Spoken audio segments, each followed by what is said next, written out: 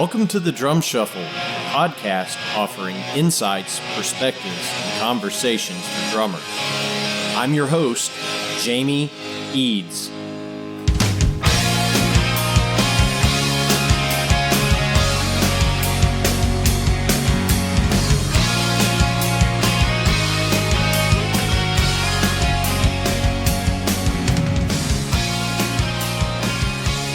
Hey, how's it going out there, everybody? Welcome to the Drum Shuffle. Jamie Eads joining you as always. This is episode 72. I hope you're having a fantastic week out there. I certainly am over here at the Drum Shuffle World Headquarters. Right at the top of the show, I want to send a huge congratulations to my beautiful daughter, Skylar.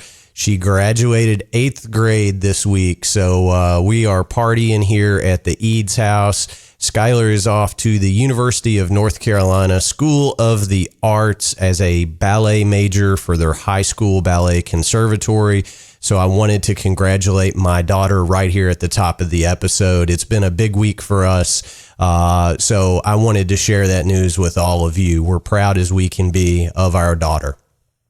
We have just one of the living legends in drums and percussion history joining us today. I just absolutely could not be any more excited than to announce that we will be joined in just a moment by Horacio El Negro Hernandez. We're going to talk all about his career and a new project that he has out that is just stellar. I can't say any more than that. So please stay tuned after this message from our sponsor, Los Cabos Drumsticks. The best kept secret for drummers is finally out. Los Cabos drumsticks may look like the sticks you grew up with, but these are not your father's drumsticks. Los Cabos Drumsticks is Canada's #1 drumstick brand, and they are coming to a retailer near you. With operations in over 28 countries worldwide, thousands of drummers have already discovered the Los Cabos difference. Using FSC certified wood from Canada and the US, Los Cabos make the finest quality drumsticks, percussion tools, and accessories on the market. The best news, Los Cabos Drumsticks offers you a ton of choice. They have 22 individual drumstick models and 14 percussion tools, many of which are available in 3 different wood types: maple, white hickory, and red hickory. Red hickory comes from the center or heart of the hickory tree and has been independently proven to be both stronger and more elastic than white hickory without adding a lot of weight. While most drumstick manufacturers have shunned red hickory, Los Cabos Drumsticks has embraced it, becoming the only established stick brand in the world to offer a full line of red hickory drumsticks. To learn more about Los Cabos Drumsticks, visit them online at loscabosdrumsticks.com.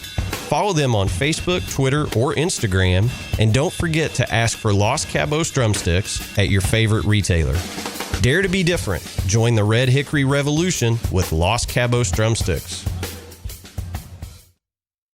All right, guys and girls, as I mentioned, we're going to be joined by the legendary Horacio El Negro Hernandez in just a moment.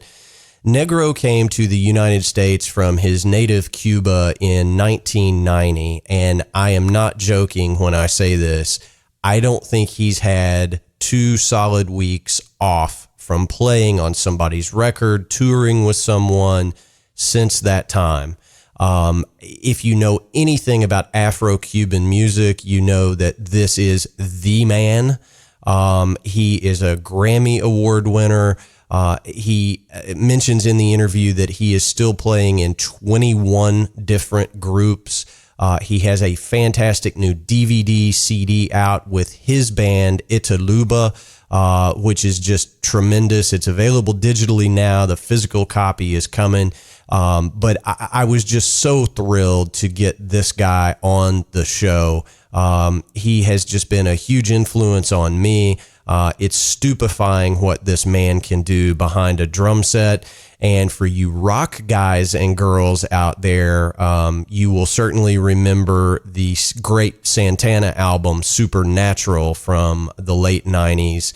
And that was Negro as well. So please help me welcome the legendary Horacio El Negro Hernandez to the Drum Shuffle.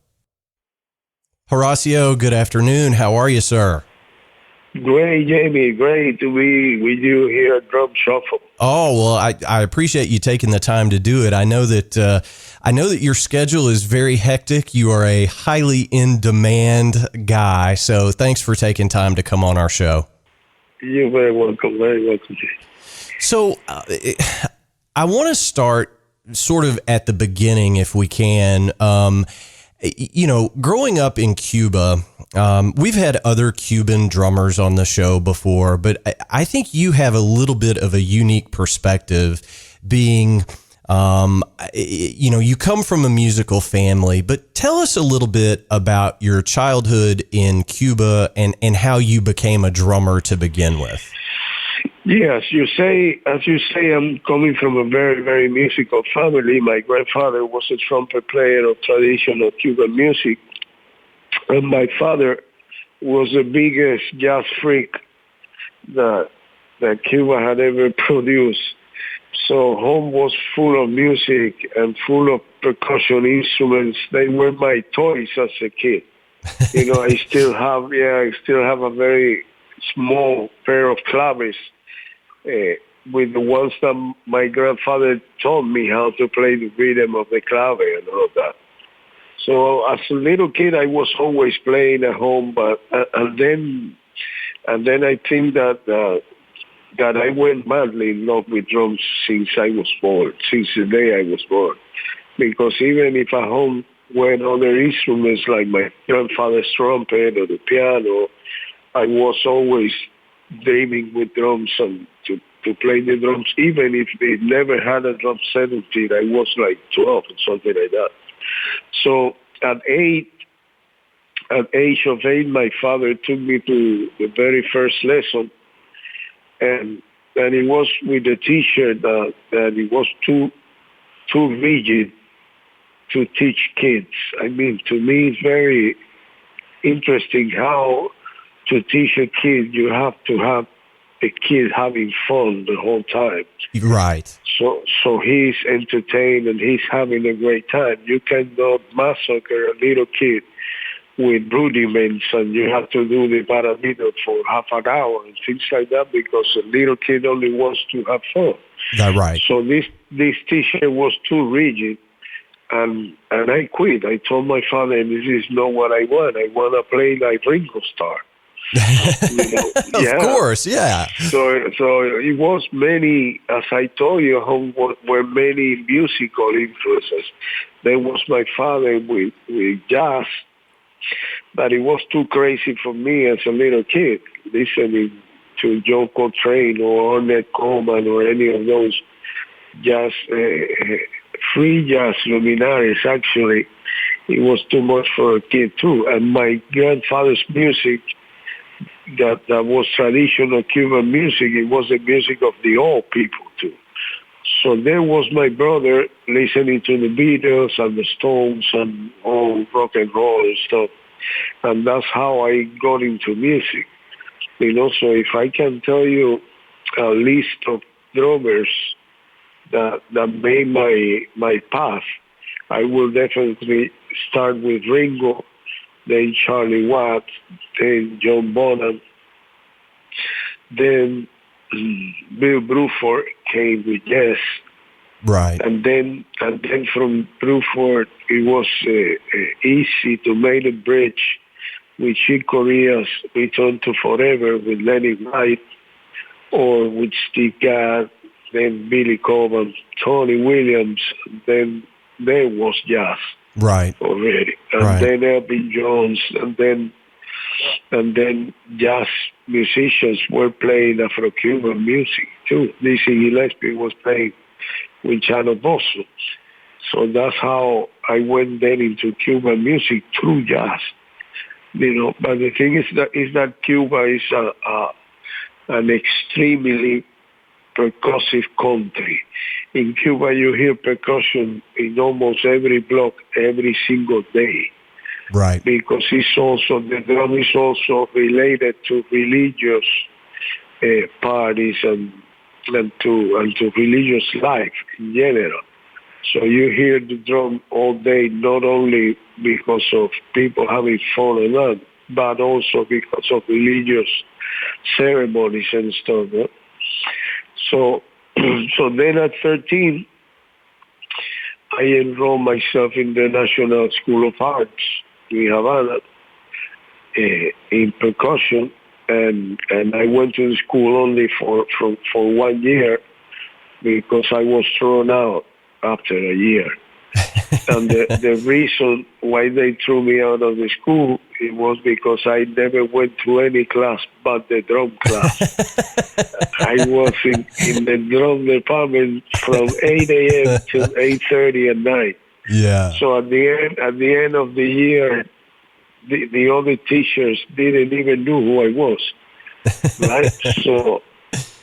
But I did the 4 years of percussion in that year. In 1 year, I did the 4 years of percussion. And I had the opportunity there to have a great, great teacher. His name is Santiago Reiter. And these days, he's the mayor of the percussion department in the University of Belo Horizonte in Brazil. Oh, wow. Okay. And my teacher, Santiago, was the first person that opened my mind regarding coordination, independence. He was the one who told me that drumming was not only technique, that there was a lot more than just being able to play fast or strong. You know, it was a lot more than that. So I went to the school this year, and then when they threw me out, I asked my teacher, I asked Santiago, so what should I do now? And he told me, you are already ready to become a professional musician. Go and play. So my professional life started very early, at the age of 14. And since then, we have been kind of a non-stop. Well, yeah. Going around the world like a ping pong ball. Yeah. Playing every room. Yeah. Well, I mean, and your work ethic is, I mean, it's legendary in the business. And, you know, I may get some of this wrong, but you worked as a session musician in the studios in Cuba. And I think I've read someplace that you would play up to 20 hours a day on sessions. Yeah, I had a little mattress in the studio, and sometimes I was finishing a session, sleeping for an hour or two, and another 7-8 hour session, and it was constantly doing records every day for years. And it was a great school, you know, because that studio, the EGREM studios, which are the biggest label in Cuba, actually, they had hundreds of artists and like maybe 20 different rangers or something like that. So when you are reading music, it's very interesting and important that you just don't read music that is being written by only one person. Right. But more you change, you know, more you have the opportunity to read the music of different arrangers, and certainly you're going to learn a lot, because not everybody knows how to write the drums for drum set the way it's supposed to be done. You know, it's so many ways to write for a drum set. And then mostly of the arrangers don't really know the instrument well enough to know what is possible and what is not. So sometimes they write you things that are impossible to play. Like hit 5 things at once. We cannot hit 5 things at once. Well, I mean, you might be able to, because the thing that strikes me about your playing that has always, it kind of stood out to me about your playing is that you're truly ambidextrous. I mean, you can do anything with your left hand that you can do with your right hand. same thing with your feet. I mean, some of the clave stuff that I've seen you do is just, it would be impossible for somebody like me to even attempt. So did you were you born with that ability, or is it something you developed? No, we learned it, and we started thinking about it watching Billy Cobham. Okay. When we were kids, and Billy was playing left hand but right feet. So it was like a place where we look for coordination matters. We have to switch all the hands. So every exercise that we practice, we practice it always both, leading with both hands. I see. And every single exercise, we always play it right and left. And then also, one of my big influences is a Cuban drummer from a very famous band named Iraquere, and his name is Enrique Bla, and he's a left-handed drummer, but he plays with the kit set for a right-handed. So he leads with his left hand, but plays a bass drum with the right foot. I see. And it's a great advantage to play that way because you never have your hands crossed. Right. Oh, sure. Your arms are never crossed. So you have the drum set open to play anything you need, any sound you need in a given moment. Because if you're leading with your left, you have the whole drum set free for your right hand to work with it. And same way that when you play the right cymbal with your right hand, you kind of have the whole kit free to play with the left. Yeah. So that's exactly how we went into practicing leading with right or left. Well, again, just some of the things that I've seen you do, with like a left foot lead even, so just some of the patterns that I've, seen you play over the years. I mean, it's just, the word I come up with is stupefying, it's just like, wow, how does he do that? So I want to skip ahead just a little bit because I think this is important. And, certainly our show is all about drumming and music, but in 1990, you decided you wanted to leave Cuba. And of course, at that time, it was pretty hard, Right. So am I understanding the story correct that you were actually on tour in Europe when you applied for asylum to the U.S.? Yes. And you had some issues actually making the move to the States, right? Yeah, it was quite a story, quite a weird story, because I thought it was going to be a lot easier than what it became.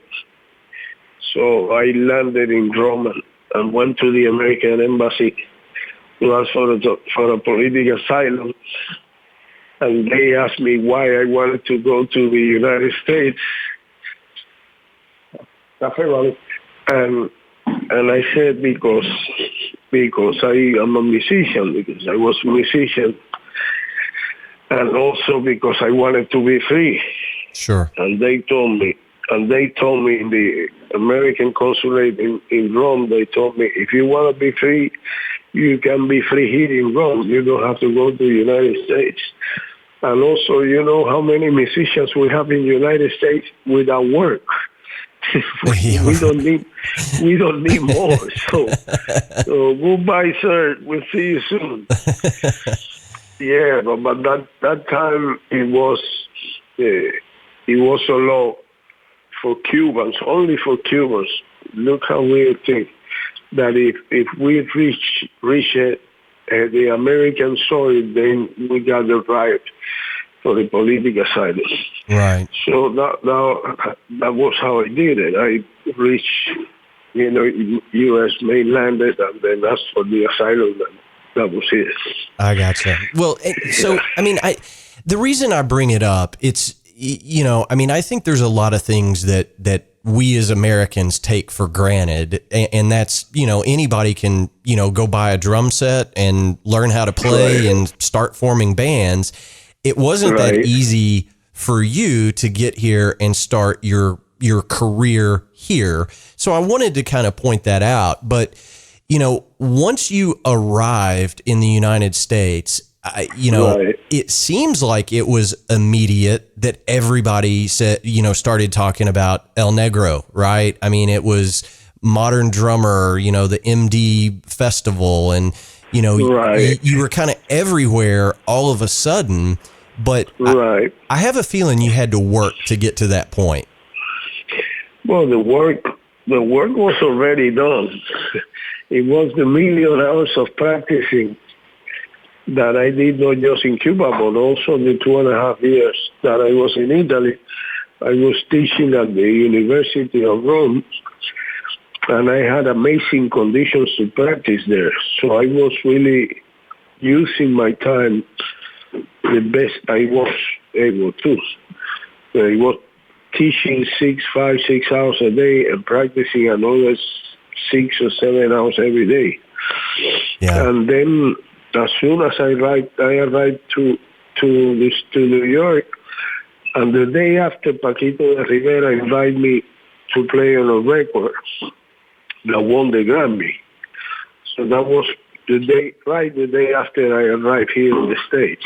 Oh, you're kidding me. Like you say, from there it was like a total roller coaster. It was like non-stop it's been for 30 years now, the non-stop.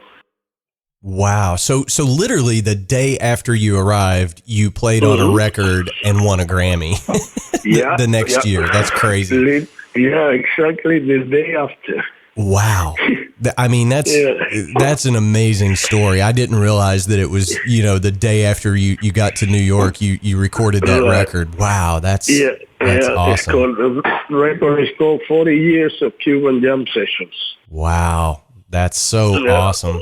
Now, so I think, as far as popular music is concerned, I think the where you're most well known in rock circles, because, everybody knows about the Afro-Cuban and the jazz stuff, but you were on the great, Carlos Santana record, Supernatural. Right. So, I mean, how is it, let me figure out how I want to frame this question, but you're so versatile. If you were explaining yourself to someone, would you say, I'm a jazz drummer, I am a Latin drummer, or would you say, no, I'm a rock guy? Because you said, Bonham and Ringo and Charlie Watts were your main influences. I love it all. I mean, I truly love every kind of drumming. I think it's two kinds of music as well as two kinds of drumming. It's good drumming and bad drumming. Amen. It doesn't matter if it's rock or jazz or funk or Afro-Cuban or Brazilian, So if we learn what is good and how to get to sound, to try to sound the best we can in every style, if we really love those styles, because I guess you cannot play something you don't like too. You know what I mean? But if you like it, I don't know, I think it's a blessing. For me, it's a blessing. I like it. I like all of those different kinds of playing. It's very interesting to me, just the part from the sound of each style, which is totally different. Yeah. You cannot play rock the same way you play jazz or Afro-Cuban. It's totally different ways of hitting the drum, ways of placing the notes, ways of different everything, Yeah, for sure. Well, I mean, I was just kind of curious how you viewed it, because you're so versatile. I mean, you just play every kind of music well. And, a guy like me, and I've said this on this show so many times, I'm a rock drummer. I mean, that's just where my comfort zone is. I'm not very good with the jazz, certainly not very good with Afro-Cuban or Latin styles. So Right. the versatility that I think you've brought to the table for so many years is pretty incredible, because you're not just one type of player, you know.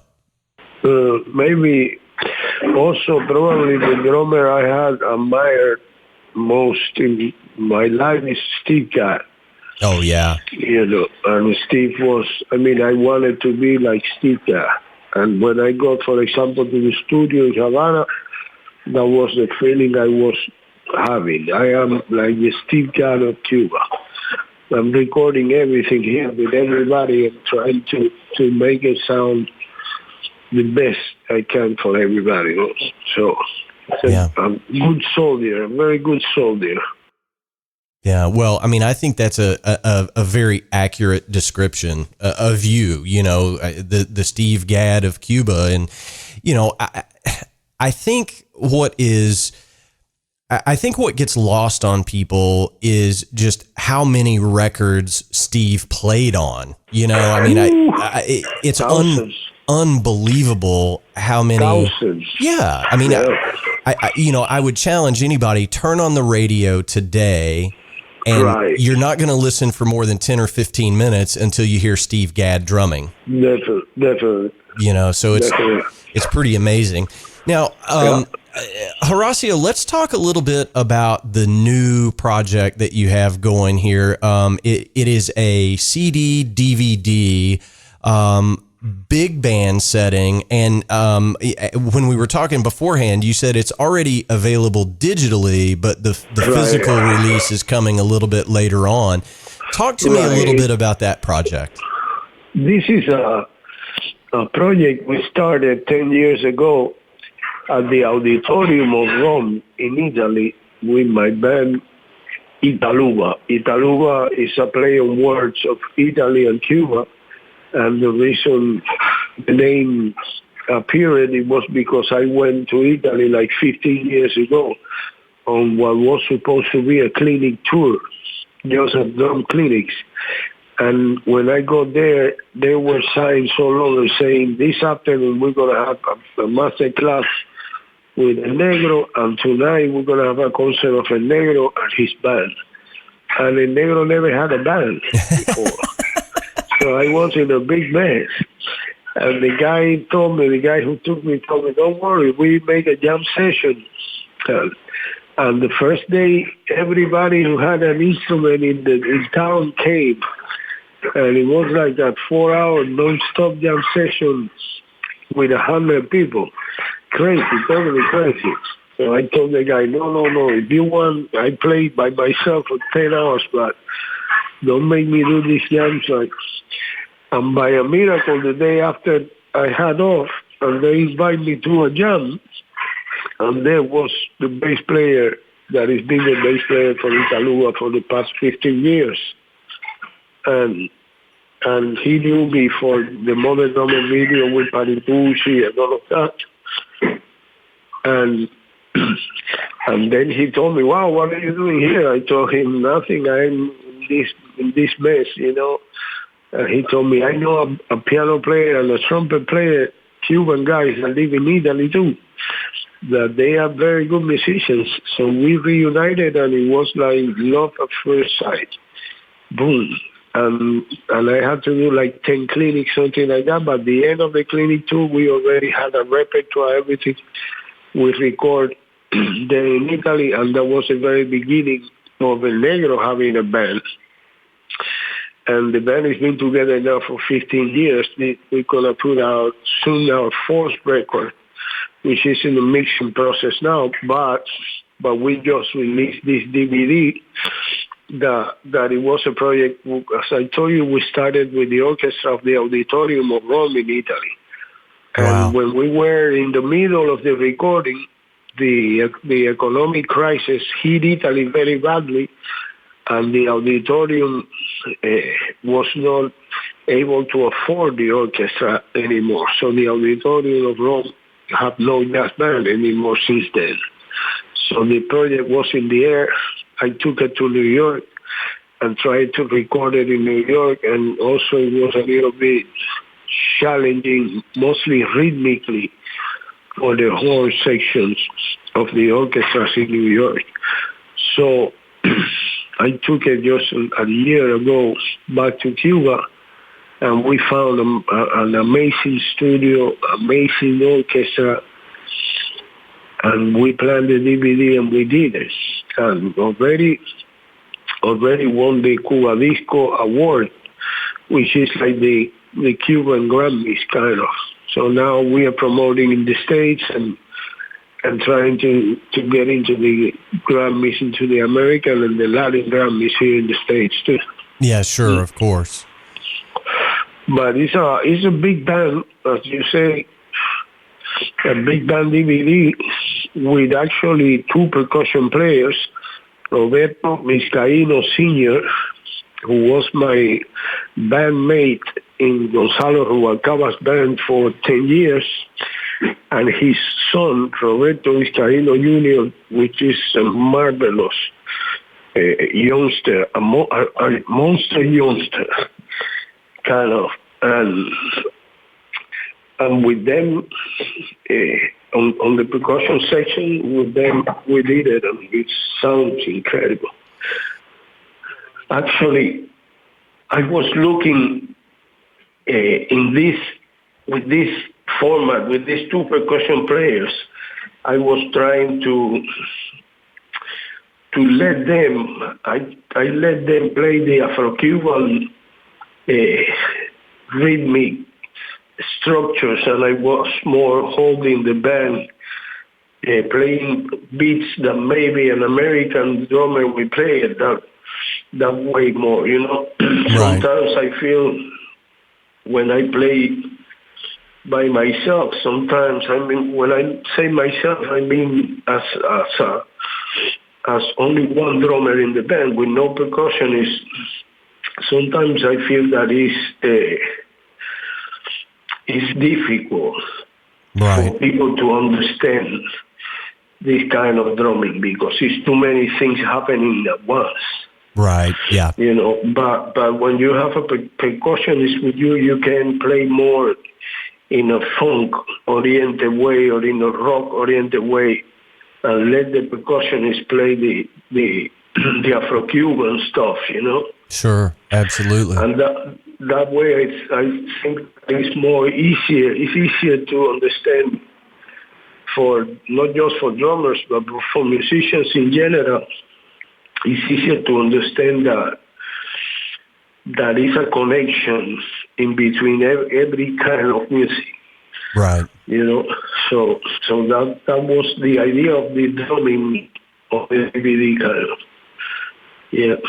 Well, I mean, and I think you make a really good point there in that, you know, I think just the general public, not necessarily musicians, but people that, you know, pick up a record, if it's overly complex rhythmically, they lose interest very quickly, you know. Exactly. So, you know, I'll put on, you know, I don't know, a Dream Theater record and let one of my friends hear it that's not a musician. And of course, you know, Mike Portnoy, Mike Mangini, those guys can just do, you know, unnatural things. And they're like, I don't get it. You know, so we kind of lose sight of that. Some drummers do anyway, that you have to play for the song and the general population rather than just putting every chop you know into it, you know? Exactly. Yeah. So what else have you been up to here recently? I mean, it sounds like the big band project. I mean, I know that you know, Italuba, you've been doing that for a number of years, but are you still teaching and doing recording sessions? What else do you have going on? Yeah. We do everything, teaching, recording sessions, touring. I play still, like, I don't know, maybe last time I made the count, I was playing with 21 bands. Oh my God. You know, so nobody works constantly, but always is 2 or 3 of them playing, touring. So it's been, as I told you, like a 30-year non-stop going around the world. And also going around the world doing teaching dates, master classes or clinics or drum camps. Like this July we're going to have a very good drum camp. That is going to be my third time in Croatia, in the beautiful town of Groznan. And there is a camp that actually a couple of years ago, I had the amazing pleasure of being there with Steve Gadd. We played together and stuff, and then I'm doing it again this year. So as you see, we put all together. We jump from a clinic to a concert to a recording session of a different kind of music to a concert with then another band and things like that. Sometimes you go out of the house for a month and you do 6 or 7 different projects. Right. Well, so that brings up an interesting question, I think. Logistically, doing all these different things, and you said 21 different, musical affiliations. Right.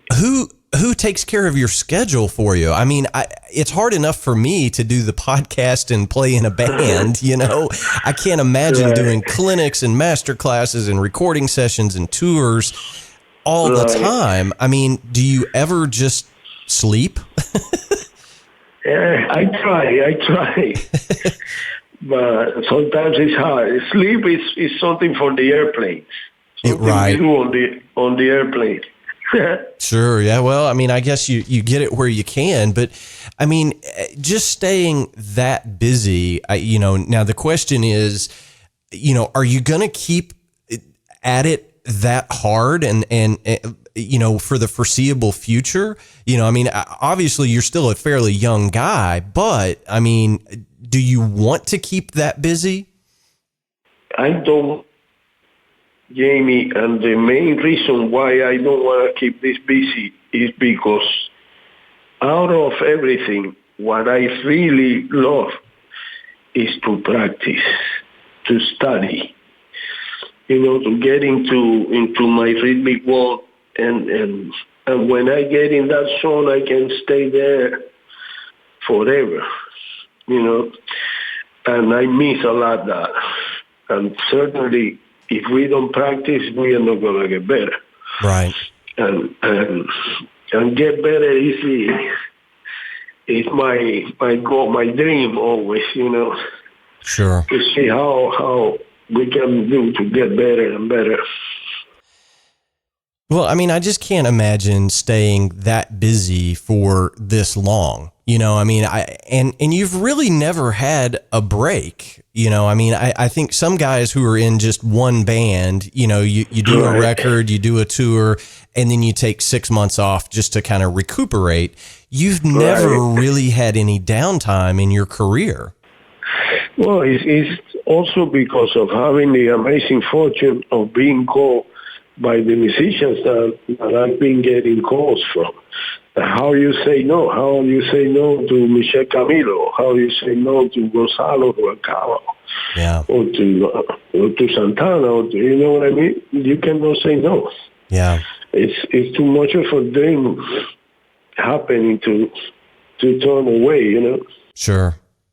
Well, I mean, just your output that you've had over the years is just simply amazing. And I've, from day one, I've always been a huge fan of your playing. So it's a real treat for me to get you to come on the show. Now, what I would like for you to do, if you'll indulge us for a minute, I think you will have a very interesting perspective on this, but we always ask everyone for good advice for drummers. And I want you to take as long as you want, but talk to me a little bit about what you would advise other musicians and other drummers.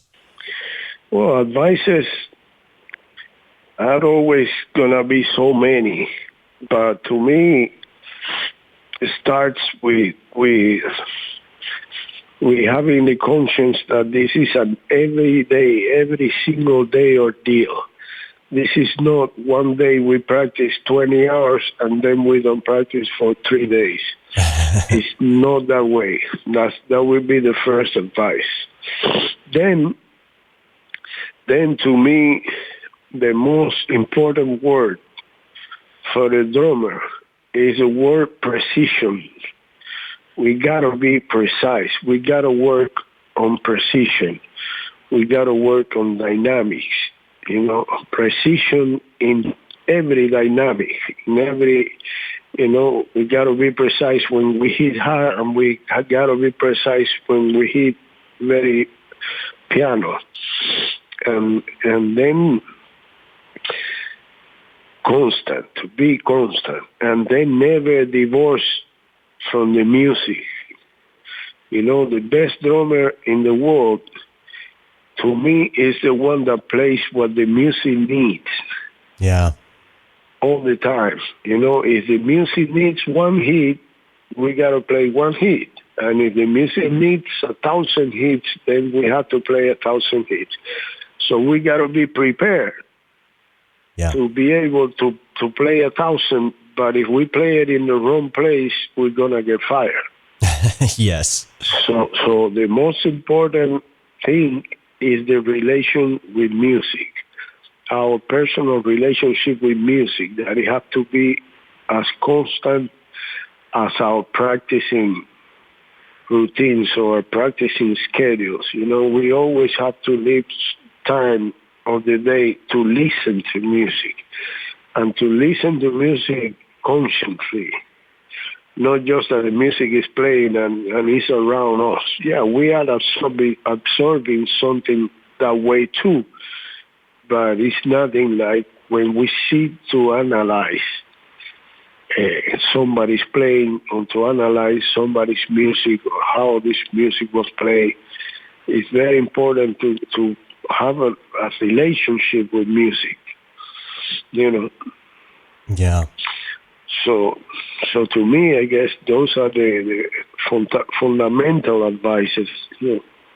Well, and it's fantastic advice. Now, you talk about listening to music. So I'm curious, you mentioned some of your influences, but what are you listening to these days? And I'm sure it's a mix of every different kind of style, but who are some of the up and coming young percussionists and drummers that you see a lot of potential in? Oh, it's many of them. I love Mark Juliana. So many very good kids these days. But what I see is it's a lot of good drummers and musicians, but it's not too much good music made. Uh-huh. So when I listen to music, usually I still keep listening to the records I learned with, to those four drummers, for example, Billy Cobham, Steve Gadd, Lenny White, and Tony Williams, for example. Those four guys are an endless fountain of influences and an endless fountain of good music, because they all play with very good musicians and very good music in general. Sure. Do you find new things each time you go back to those records? Because I know I do. Like when I go back and listen to Led Zeppelin 3 or Led Zeppelin 4, I'm still hearing new things in those songs. Definitely. And more intimate you get with those records, and more you're going to find.